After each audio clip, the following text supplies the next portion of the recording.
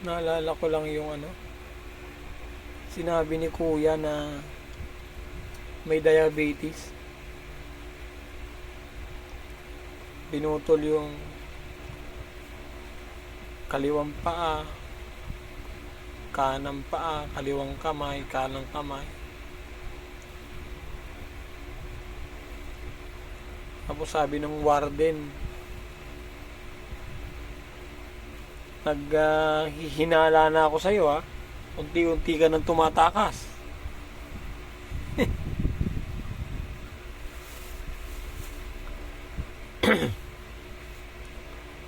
Pero ang striking talaga sa akin yung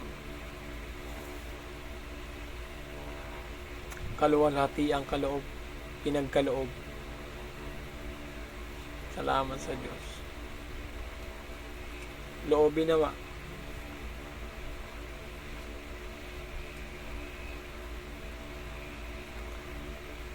Salamat sa Diyos. Sarap sa pakiramdam.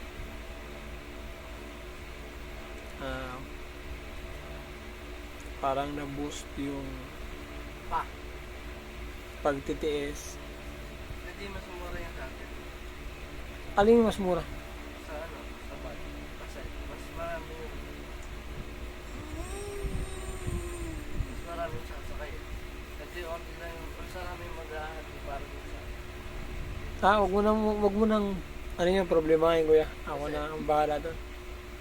Kung kay Brad Brian, konti lang. Ano lang, mga kapatid, lagi lang tayong magpatuloy sa katwiran ng Diyos. Lagi tayong manalangin, lagi tayong lumapit sa Diyos, lagi tayong humingi ng tulong. Kasi totoo kung tayo lang di natin kaya.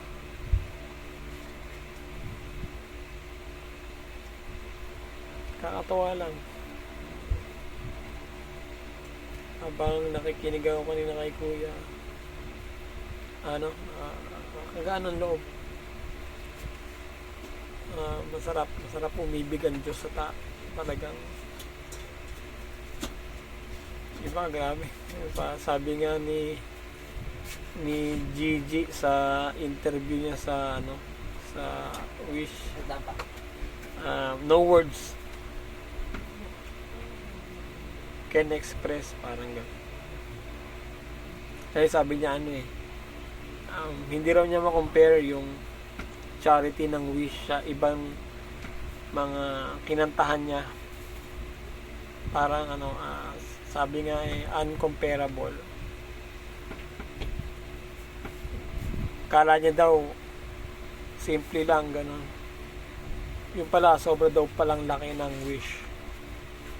Salamat sa Diyos sa mga ganung pagkakataon. Yung alam mo yung paano akala ng kapatid na Daniel, tawag dito, yung nakikita nila yung sustansya. Salamat sa Diyos sa mga ganung bagay. Masarap sa pakiramdam na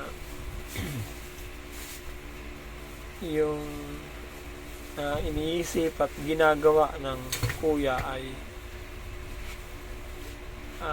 very appreciated ng mga tao na pagkakalooban at nagsishare ng kanilang mga talent by means of charity. Salamat sa Diyos. Sana palaging ingatan ng Kuya Daniel. At nga pala, shoutout kay Ate Arlene. Happy Sabbath anniversary po. Ingatan nga po kayong palagi. Salamat po sa Diyos sa pagkakataon. Ano pa ba? Overwhelming lang talaga. Nakakatawa yung paksa kanina. Salamat sa Diyos. Hindi po mga kapatid, at magpatuloy po tayo sa gawang mabuti. Ano man yung hirap na nararanasan natin, huwag tayong mawawala ng pag-asa sa Diyos. Patuloy tayong lumapit at gumawa tayo ng mabuti. Salamat sa Diyos sa pagkakataon. Good night po.